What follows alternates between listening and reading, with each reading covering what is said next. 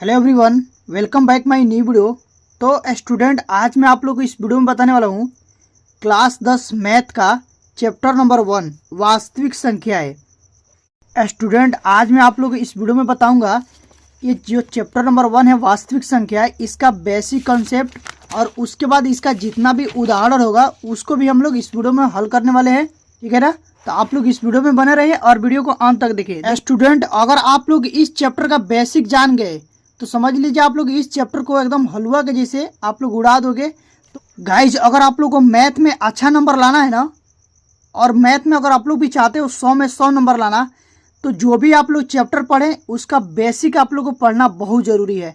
अगर आप लोग बेसिक जान गए ना तो प्रश्नावली जो भी है ना, ये देखिए, ये जो प्रश्नावली है आप लोग इसको धुआं बना दोगे। जब तक आप लोग को बेसिक कंसेप्ट मालूम नहीं रहेगा ना, तो आप कितना भी प्रश्नावली पढ़ लीजिए, आप लोग बाद में भूल जाएंगे। तो इससे पहले आप लोग क्या करिए, सबसे पहले इसका बेसिक पढ़िए, तो उसके बाद आप लोग प्रश्नावली पढ़ जाइएगा। तो मैं आप लोग को इसका बेसिक बताऊंगा। सबसे पहले ये जो आप लोग का प्रमेय दिया है 1.1, ठीक है ना, अंक गणित की आधारभूत प्रमेय, इसको भी मैं पहले आप लोग को बताऊंगा। उसके बाद देखिए आप लोग जो प्रमेय दिया है ये देखिए, अपरमेय संख्या क्या होता है, अपरमेय संख्या क्या होता है, ये भी मैं आप लोग को बताने वाला हूँ। ठीक है ना? तो वीडियो में बने रहिए और वीडियो को अंत तक देखिए। और मैं आप लोग को इस वीडियो में ये जो आप लोग का यूक्लिड विभाजन एल्गोरिथम है, यूक्लिड विभाजन परिमिका है, ये सब कुछ मैं आप लोग को इस वीडियो में बताऊंगा और समझाऊंगा। तो आप लोग वीडियो में बने रहे और वीडियो को अंत तक देखें। बाकी उसके बाद इसमें के जो भी जितना भी उदाहरण है, यहाँ पर देखिए उदाहरण नंबर 1, ये ठीक है ना, और उदाहरण नंबर 2, और उसके बाद उदाहरण नंबर 3 और उदाहरण नंबर 4, ठीक है ना, इसको भी मैं आप लोगों को करा दूंगा। उसके बाद में आप लोगों को अगले वीडियो में ये जो आप लोगों को प्रश्नावली है 1.1, इसका जितना भी प्रश्न है ना, देख रहे हैं ना, यहाँ तक प्रश्न संख्या 7 तक, ये मैं आप लोग को एक वीडियो में पूरा फुल सोल्यूशन करा दूंगा। तो पहले आप लोग इसका कॉन्सेप्ट जान लीजिए, उसके बाद इसको आप लोग देख लीजिएगा। तो चलिए गाइज, मैं स्टार्ट करता हूँ वीडियो को। तो देखिए स्टूडेंट, सबसे पहले इस चैप्टर को हम लोग पढ़ने से पहले हम लोग पहले जानेंगे संख्या के बारे में। ठीक है ना? तो संख्या क्या होती है वो जानेंगे। देखो, संख्या 2 प्रकार की होती है। पहला जो आप लोग को संख्या होता है वास्तविक संख्या, और दूसरा जो संख्या होता है ये होता है आप लोग को काल्पनिक संख्या। ठीक है ना? तो ये जो आप लोग को काल्पनिक संख्या है, इसके बारे में आप लोग को क्लास 11th में पढ़ना है।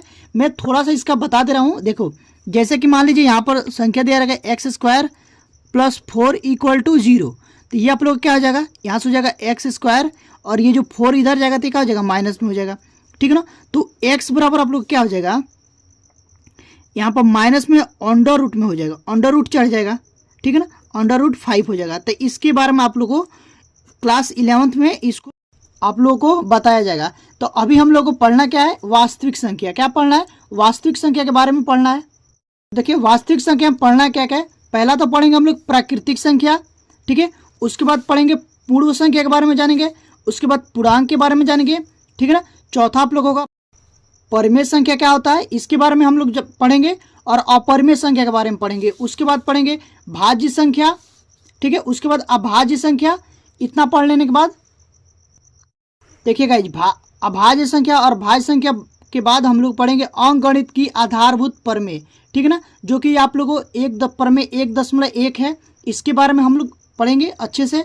और उसके बाद देखिए अगला टॉपिक जो होगा अभाज्य गुणनखंड विधि से HCF तथा LCM ज्ञात करना। उसके बाद देखिए, उसके बाद हम लोग यहाँ से पढ़ेंगे यूक्लिड विभाजन प्रमेयिका। ठीक है ना? इसके बारे में पढ़ेंगे। और उसके बाद देखिए पढ़ेंगे यूक्लिड विभाजन एल्गोरिथम, इसके बारे में पढ़ेंगे। और उसके बाद हम लोग यहाँ पर देखेंगे, इसका आप लोग नोट्स भी लिख लीजिएगा, नोट करके। देखिए, ये जो आप लोग को दो संख्याओं का गुणनफल और LCM तथा HCM में जो संबंध होता है वो यहाँ पर मैं आप लोग को लिखा दिया हूँ। इसके बारे में मैं आप लोग को डिटेल्स में बताऊंगा। और उसके बाद देखिए, तो चलिए स्टूडेंट, सबसे पहले हम लोग जान लेते हैं कि प्राकृतिक संख्या क्या होता है। तो देखो, प्राकृतिक संख्या यानी कि इंग्लिश में इसको नेचुरल नंबर बोलते हैं। तो इसको n से प्रदर्शित करते हैं। तो जो आप लोग को प्राकृतिक संख्या यानी कि नेचुरल नंबर जो होता है ना, वो 1 से स्टार्ट होता है।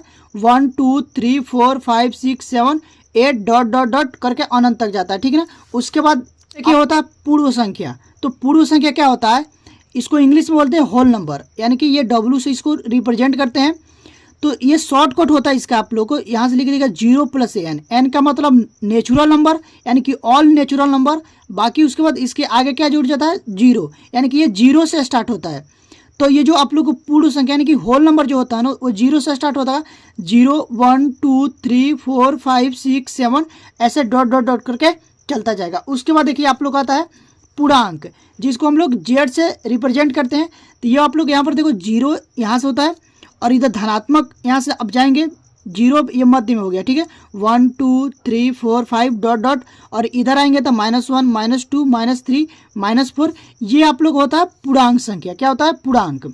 उसके बाद देखिए उसके बाद हम लोग जानेंगे परमेय संख्या। देखो परमेय संख्या क्या होता है, परमेय संख्या यहाँ पर लिखेंगे, देखो वैसी संख्या है जो p/q के रूप में लिखा हो उसे ही परमेय संख्या कहते हैं, जहाँ q नॉट इक्वल टू 0, जैसे कि यहाँ पर एग्जाम्पल में लिखा हूँ 1/2 ये आप लोग को परमेय संख्या है, 3/7 ये परमेय संख्या है, 5/9 ये परमेय संख्या है, माइनस में 4/5 ये परमेय संख्या है, etc यानी कि इत्यादि, ठीक है ना। उसके बाद देखिए यहाँ पर अपरमेय संख्या क्या होता है वो जान लेते हैं। तो जो अपरमेय संख्या होता है ये यहाँ पर देखो वैसी संख्या जो p/q के रूप में नहीं लिखा हो उसे अपरमेय संख्या कहते हैं, जैसे कि √5 ये अपरमेय संख्या है, √7 ये अपरमेय संख्या है, √2 ये भी आप लोग को अपरमेय संख्या है, डॉट डॉट डॉट etc, ठीक है ना। ठीक है, जब हम लोग प्रश्नावली 1.2 को पर जाएंगे ना तो वहाँ पर आप लोग ये दिया रहेगा कि इसको सिद्ध करने के लिए √5 एक अपरमेय संख्या है, इसको सिद्ध करिए, √2 अपरमेय संख्या है, इसको सिद्ध करिए। तो मैं आप लोग को जब पढ़ाऊंगा प्रश्नावली 1.2 उसमें आप लोग ये इसका डिटेल्स में बताऊंगा भी परमेय संख्या और अपरमेय संख्या के बारे में, और उसको सिद्ध भी कराऊंगा, ठीक है। तो अभी आप लोग फिलहाल इतना जान लीजिए और इसको लिख लीजिए, क्योंकि ये बहुत ही मोस्ट इंपॉर्टेंट है। अगर आप लोग इसको लिख लेते हैं तो आप लोग के लिए और आसान हो जाएगा। अगर आप कभी भूल भी जाते हैं तो आप लोग को कॉपी में लिखा रहेगा तो आप लोग एक बार देख सकते हैं। उसके बाद देखिए हम लोग को जानना है, देखिए हम जानेंगे भाज्य संख्या के बारे में। तो देखो भाज्य संख्या क्या होता है, यहाँ पर लिखा हूं मैं, जो संख्या है स्वयं तथा एक के अलावा किसी अन्य संख्या से विभाजित होती है ऐसी संख्याओं को भाज्य संख्या कहते हैं। जैसा कि यहाँ पर देखो एग्जाम्पल में मैं लिखा हूँ 4 6 8 9 10 आदि। जैसा कि देखिए यहाँ पर मैं आप लोग को एक एग्जाम्पल लेके समझाता हूँ। जैसे कि यहाँ पर 4 है ना, तो जो 4 कटेगा यहाँ से, देखिए 4 को जब हम लोग फैक्टर करेंगे तो ये 4 एकम 4, यहाँ पे देखो 4 है ना, 4 स्वयं संख्या है ना 4, तो ये 4 एकम 4, 4 से कट गया। उसके बाद देखिए ये जो आप लोग को 4 है ये 2 से भी कटेगा, 2 एकम 2 और 2 दूना 4। उसके बाद देखिए ये जो 4 है ये 1 से भी कटेगा, 4 एकम 4, 1 से भी फैक्टर हो जाएगा। तो कहने का मतलब यही होगा कि यहाँ पर जो दिया था कि जो संख्या है स्वयं तथा एक के अलावा, स्वयं से ये स्वयं से कटा, देख रहे हैं ना, 4/4 ये 4 से फैक्टर हो गया, एक के अलावा 1 से भी कटा, एक के अलावा कौन सी संख्या से कट रहा है, 2 से कट रहा है, तो एक के अलावा अन्य संख्या से विभाजित होती है ऐसी संख्याओं को भाज्य संख्या कहते हैं। तो आई होप कि आप समझ गए होंगे। एक एग्जाम्पल लेके मैं आप लोग को और समझा दे रहा हूँ। जैसे कि मैं मान लो यहाँ पर लेता हूँ 9 एक संख्या है, ये देखो ये 9 जो है ये आप लोग को स्वयं संख्या यानी कि 9 से भी विभाजित हो जाएगा, कट गया। उसके बाद देखिए 9 को हम 3 से भी विभाजित कर सकते हैं, काट सकते हैं ना, 3 3 9, और 9 को क्या 1 से भी हम लोग विभाजित करते हैं, 9 एकम 9। तो अब देखिए पहले तो ये स्वयं संख्या से कटा, ठीक है ना, उसके बाद 1 से भी कटा, 1 के अलावा 3 से भी कटा है, 1 के अलावा 3 से भी ये फैक्टर हुआ है, तो ये आप लोग क्या हो जाएगा, भाज्य संख्या हो जाएगा। तो आई होप कि इतना आप लोग को समझ गए होंगे। अब देखिए हम लोग चलते हैं अभाज्य संख्या। तो यहाँ पर देखिए अभाज्य संख्या क्या होता है, तो लिखेंगे जिन संख्याओं के केवल और केवल 2 गुणनखंड होते हैं ऐसी संख्याओं को अभाज्य संख्या कहते हैं। जैसे कि मैं देखो यहाँ पर जैसे 2 हो गया, तो 2 का हम लोग गुणनखंड ऐसे कर सकते हैं, 2 और 1, 2 एकम 2, 2 ही हो सकता है, ठीक है ना। उसके बाद देखिए ये जैसे 3 है, तो 3 आप लोग कैसे कटेगा, एक तो स्वयं से कटेगा और 1 से कटेगा, तो 3 एकम 3, 3 गुणे 1, इसका जो गुणनखंड होगा 3 गुणे 1 होगा, ठीक है ना। उसके बाद देखिए ये कितना है, 7 है, यानी कि 7 को देखो 7, एक तो 7 से कटेगा और 1 से कटेगा, इसके अलावा ये किसी भी संख्या से ये नहीं कटेंगे, तो इसलिए ये संख्याएं अभाज्य संख्याएं होते हैं। ठीक है ना। तो आई होप कि आप इसको समझ गए होंगे। अब चलिए हम लोग चलते हैं आगे। अब हम लोग देखते हैं यहाँ पर देखो दिया कि अंक गणित की आधारभूत प्रमेय। तो ये क्या कहती है, देखो इसमें लिखेंगे प्रत्येक भाज्य संख्या को अभाज्य संख्याओं के गुणनफल के रूप में लिखा जा सकता है तथा यह गुणनफल अद्वितीय होता है। जैसे कि यहाँ पर देखो ये भाज्य संख्या है 4, 6, 9, 12। अभी मैं आप लोग को भाज्य और अभाज्य संख्या बताया हूँ। तो कहने का मतलब ये है कि भाज्य संख्या को हम अभाज्य संख्या के गुणनफल के रूप में लिख सकते हैं। जैसा कि यहाँ पर देखिए ये आप लोग को 4 भाज्य संख्या है और इसको हम लोग अभाज्य संख्या का, ये 2 आप लोग को अभाज्य संख्या है तो 2 गुणा 4 लिख सकते हैं। तो ये भी आप लोग को अभाज्य संख्या और ये भी अभाज्य संख्या है। तो ये जो भाज्य संख्या है ना, इसको हम लोग गुणनखंड के रूप में लिख दिए। ठीक है ना। और उसके बाद देखिए और कोई अभाज्य संख्या लेते हैं, जैसे कि मान लो मैं यहाँ पर 9 ले लेता हूँ। ठीक है ना। ये भाज्य संख्या है, तो भाज्य संख्या को हम लोग अभाज्य संख्या के गुणनफल के रूप में लिखना है। तो इसको कैसे लिखेंगे, ठीक है। 3 देखो ये 3 क्या है आप लोग का अभाज्य संख्या है और यहाँ पर 3 गुणा 3 लिख देंगे तो ये क्या हो जाएगा अभाज्य संख्या के गुणनफल के रूप में हो जाएगा। उसके बाद देखिए कोई संख्या में यहाँ पर देखो एग्जांपल के लिए मैं 12 ले लेता हूँ। ठीक है। तो अगर आप लोग 12 को ऐसे लिखते हैं ना 4 गुणा 3, जो कि ये गलत हो जाएगा क्योंकि ये 4 आप लोग क्या हो जाएगा भाज्य संख्या हो जाएगा, लेकिन यहाँ पर अभाज्य संख्या गुणनफल के रूप में लिखना है ना। तो इसको जब हम लिखेंगे ऐसे तो आप लोग को लिखना होगा 2 गुणे 2 और गुणे में 3, इसको सरल कर लेंगे तो ये आप लोग को अभाज्य गुणनखंड के रूप में हो गया। तो यही आप लोग को अंकगणित के आधारभूत प्रमेय कहती है कि प्रत्येक भाज्य संख्याओं को अभाज्य संख्याओं के गुणनफल के रूप में लिखा जा सकता है तथा यह गुणनफल अद्वितीय होता है। ठीक है ना। तो इतना समझ गए। उसके बाद देखिए हम लोग चलते हैं आगे। अगला जो टॉपिक है ये है अभाज्य गुणनखंड विधि से एचसीएफ तथा एलसीएम ज्ञात करना। तो इसको देखो कैसे ज्ञात करेंगे। जैसा कि मैं आप लोग को यहाँ पर दिखा दे रहा हूँ कि कोई हम संख्या ले लेते हैं, 2 संख्या ले लेते हैं। मान लेते हैं यहाँ पर ले लेते हैं 12 और 15, 12 और 15। तो इसको हम लोग को ज्ञात करना है कैसे, अभाज्य गुणनखंड विधि से एचसीएफ तथा एलसीएम ज्ञात करना। अब देखिए एलसीएम और एचसीएफ का फुल फॉर्म क्या होता है। तो जो एचसीएफ का फुल फॉर्म होता है वो होता है हाईएस्ट कॉमन फैक्टर और एलसीएम का जो फुल फॉर्म होता है लीस्ट कॉमन मल्टीपल। ठीक है ना। तो ये आप लोग का इसका फुल फॉर्म होता है। तो सबसे पहले हम लोग इसको देखते हैं कि एचसीएफ और एलसीएम इसका कैसे ज्ञात कर सकते हैं। तो अभाज्य गुणनखंड बोला है ना, तो पहले इसको हम लोग फैक्टर करेंगे। तो पहले 12 को फैक्टर कर लेंगे, कितने से कटेगा 2 से, तो 6 दूना 12 हो जाएगा। उसके बाद देखिए फिर कटेगा कितना 2 से, तो 3 दूना 6 हो जाएगा। उसके बाद 3 एकम 3, 3 से कटेगा। ठीक है ना। उसके बाद देखो यहाँ पर काटेंगे 15 को फैक्टर करेंगे तो ये आप लोग को 2 से तो नहीं जाएगा, ये जाएगा 3 से। तो 3 5 है 15, फिर जाएगा 5 से, 5 एकम 5। तो देखो यहाँ पर लिखेंगे, यहाँ पर देखो 12 बराबर आप लोग को क्या लिख लेंगे यहाँ पर 2 इंटू 3। ठीक है ना। उसके बाद 15 बराबर लिखेंगे, 15 बराबर आप लोग हो जाएगा 3 इंटू 5। तो जब हम लोग एचसीएफ ज्ञात करते हैं ना, तो देखो एचसीएफ कैसे ज्ञात करते हैं। तो एचसीएफ में आप लोग को जब एचसीएफ ज्ञात करेंगे ना, तो एचसीएफ में देखिएगा दोनों में, ये जो आप लोग को दोनों में दिया ना, ये दोनों में जो गुणनखंड निकाले हैं इसमें आप लोग का न्यूनतम घात यानी कि दोनों में हो और उसका घात न्यूनतम हो।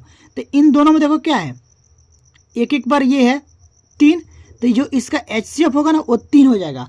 और जब हम लोग एलसीएम ज्ञात करेंगे तो देखो एलसीएम में आप लोग होता है जो दोनों में है उसको एक बार, तो दोनों में क्या है 3, इसको एक बार, बाकी जो नहीं मिलता है उसको भी लिख लेंगे।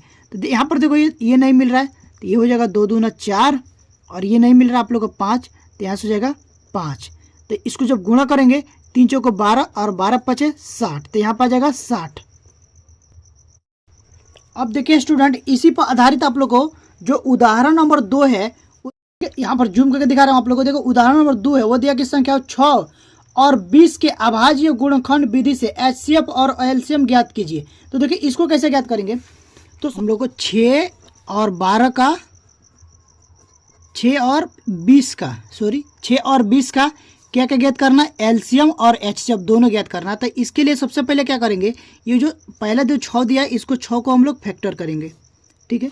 तो जो फैक्टर करेंगे तो 2 से काटेंगे तो हो जाएगा 3 दूना 6, फिर इसमें देखो 3 से जाएगा तो 3 एकम 3, उसके बाद फिर 20 को यहाँ पर फैक्टर करेंगे तो यहाँ पर लिखेंगे 20 और यहाँ पर लाइनिंग देंगे, यहाँ पर देखो 2 से काटेंगे तो हो जाएगा 10 दूना 20, फिर 2 से काटेंगे 5 दूना 10, फिर 5 से काटेंगे तो 5 एकम 5 हो जाएगा।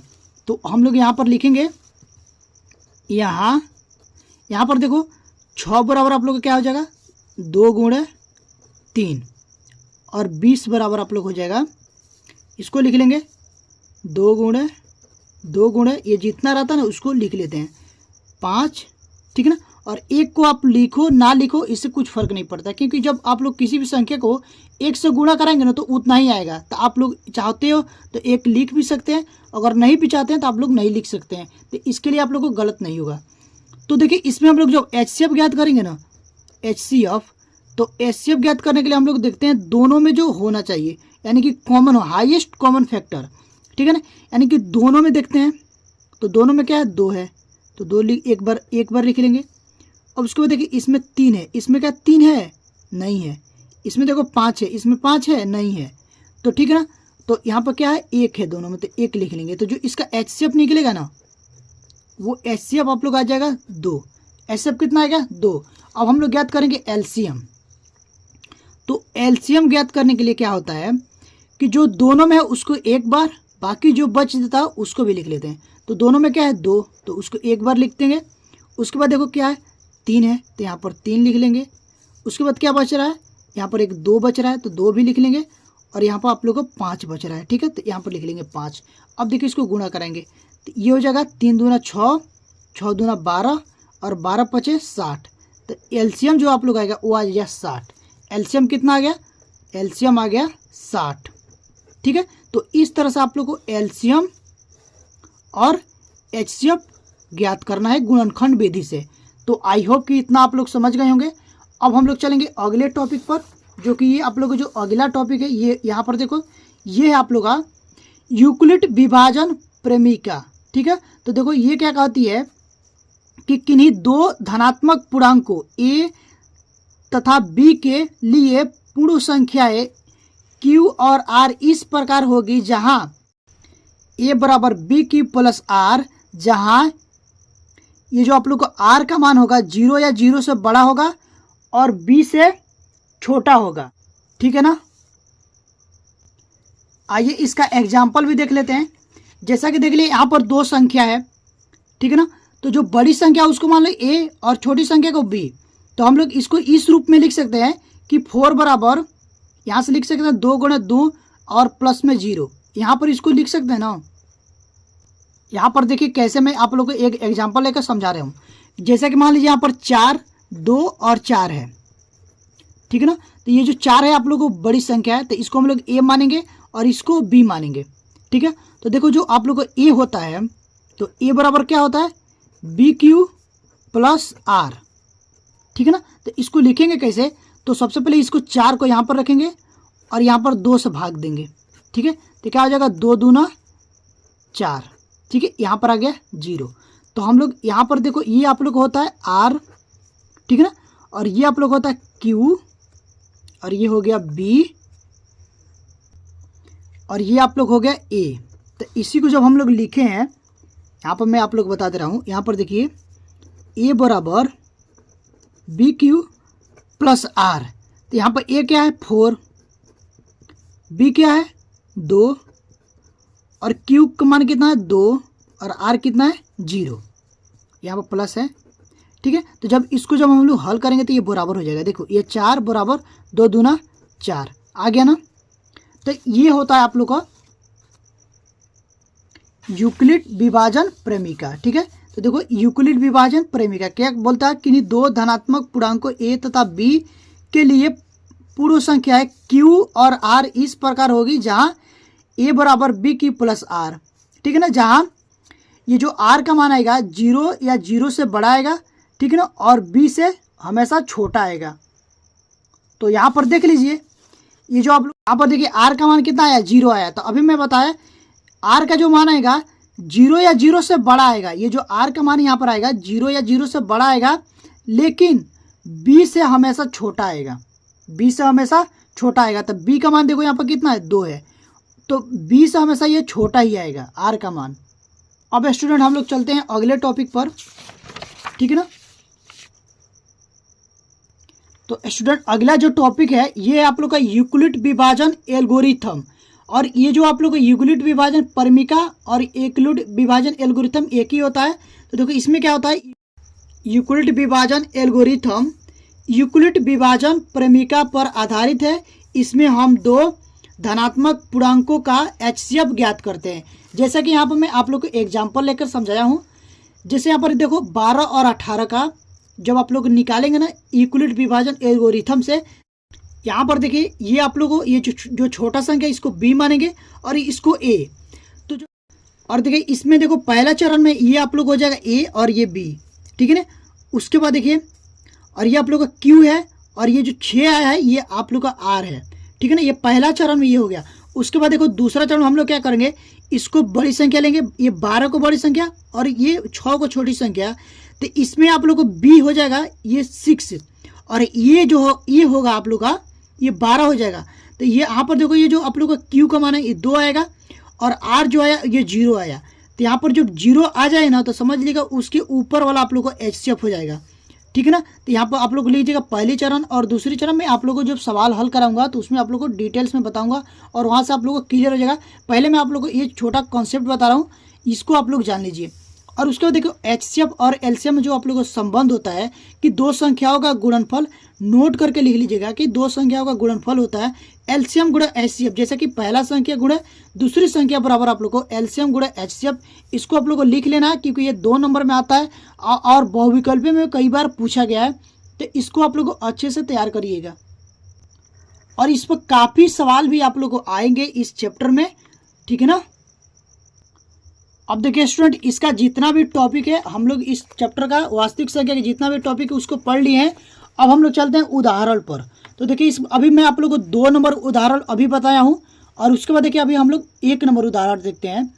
यहाँ पर देखिए जो उदाहरण नंबर 1 है वो दिया कि संख्याओं 4 के पावर n पर विचार कीजिए जहाँ n एक प्राकृत संख्या है। जाँच कीजिए कि क्या n का कोई ऐसा मान है जिसके लिए 4 पर पावर n अंक 0 पर समाप्त होता है। तो देखिए यह 0 पर कैसे कब समाप्त होगा, पहले इस प्रश्न को समझिए कि प्रश्न में क्या बोला गया है। यहाँ से देखिएगा जी प्रश्न में ये बोला गया है ना कि अगर कोई संख्या है 4 के पावर n, यानी कि n के जगह हम लोग कोई संख्या रखते हैं, मान के चलिए कि मान लो 4 के n के जगह पर मानते हैं कि n बराबर हम लोग 1 रखते हैं।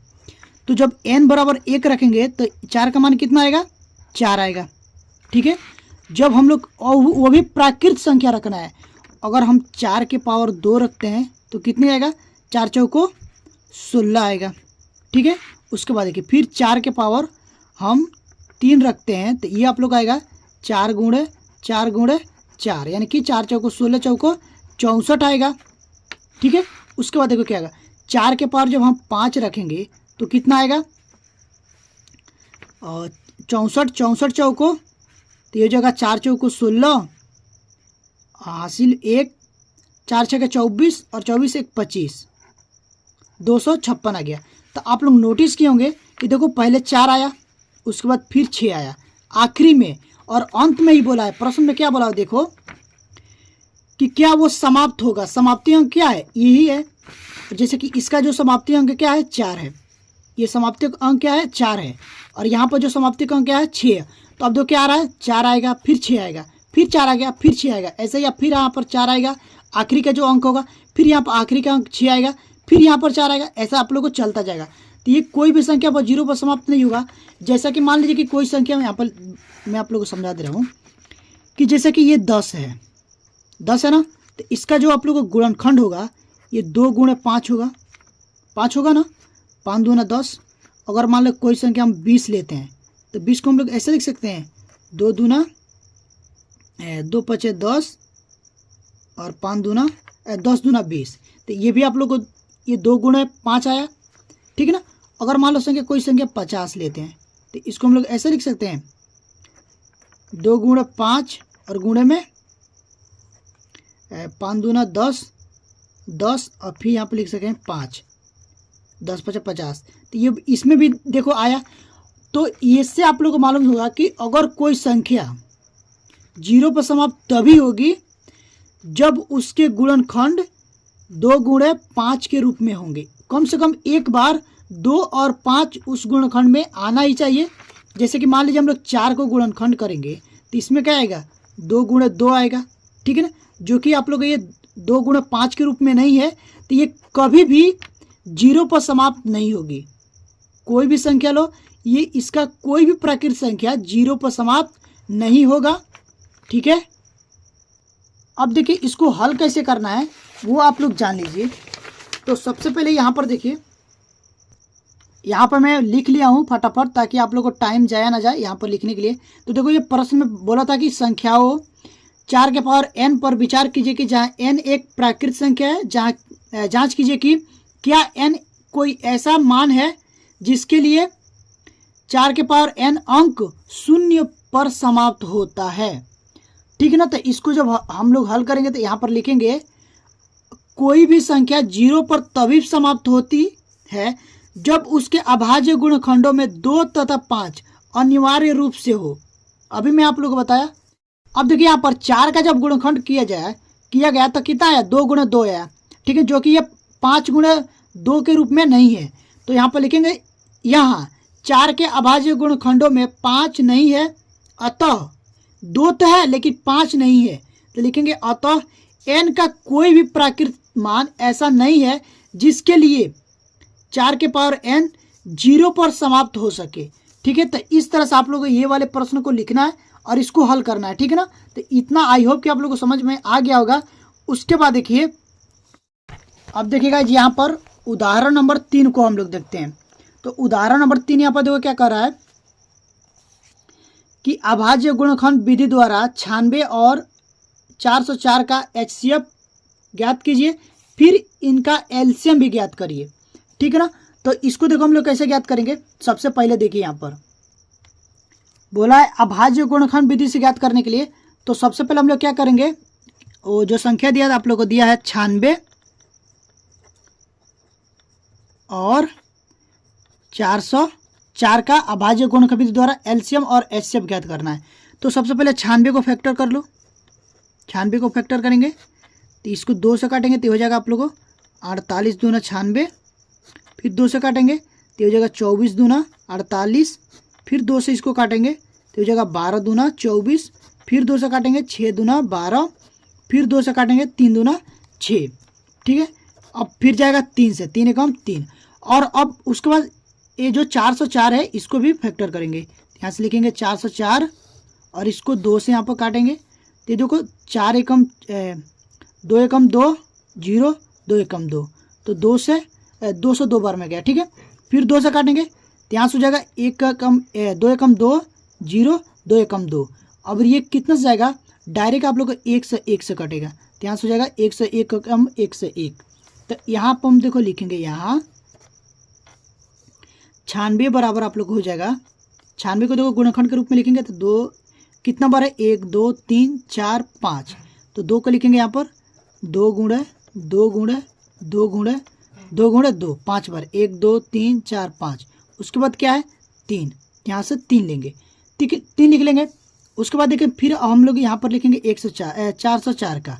तो जो 404 का लिखेंगे यहाँ पर तो ये हो जाएगा आप लोग का 2 गुणे 101। अब देखिए, अब पहले इसका हम लोग एचसीएफ ज्ञात करेंगे। तो एचसीएफ बराबर आप लोग का हो जाएगा जो दोनों में है। तो दोनों में क्या है, देखो ये 2 है, यहाँ से 2 मिल रहा है और कोई मिल रहा है नहीं मिल रहा है, तो इसको दोनों को लिख लेंगे एक बार, ठीक है ना। इसको एक बार, इसको एक बार, ये कितना हो गया 2 दूना 4। तो जो एचसीएफ इसका कितना आएगा 4 आ गया, ठीक है। अब उसके बाद देखो एलसीएम। तो एलसीएम ज्ञात करने के लिए एलसीएम, ठीक है ना। तो एलसीएम जब ज्ञात करेंगे तो जो दोनों में है उसको एक बार लिखेंगे। तो दोनों में क्या है 2 है और यहाँ पर 2 है, ये दोनों तो हो गया। अब देखिए यहाँ पर देखो ये पूरा नहीं है, इसमें नहीं है ना, तो इसको लिखेंगे तो ये कितना हो जाएगा 2 दूना 4 दूना 8, ठीक है। 3 है, 3 बच गया, 3 को भी लिख लेंगे। इसमें क्या बचा है 101। अब देखिए इसको गुणा करेंगे तो हो जाएगा 2 दूना 4, 8 चौको 32, ठीक है ना। 32 तिया 96, यहाँ से हो जाएगा 96 गुणा 101। अब देखिए जब 96 में 1 से गुणा कराए तो कितना आया 9696। तो जो एलसीएम आएगा ना, एलसीएम वो आप लोग आ जाएगा 9696, यानी कि 96 आप लोग का एलसीएम आ जाएगा, ठीक है। तो आई होप कि इतना आप लोग को समझ में आ गया होगा। अगर आप लोग को इतना समझ में आ गया होगा तो प्लीज़ यार वीडियो को लाइक करिएगा, और हमारे चैनल पर पहली बार विजिट किए हैं तो चैनल को सब्सक्राइब करके बेल आइकन को प्रेस कर लीजिएगा, ताकि जो भी वीडियो डालूं उसका नोटिफिकेशन आप लोग के पास तुरंत पहुंचे और आप लोग की तैयारी अच्छे से हो पाए। तो स्टूडेंट अभी के लिए बस इतना ही, मिलते हैं इसी तरह के नेक्स्ट वीडियो में, तब तक के लिए थैंक यू फॉर वॉचिंग।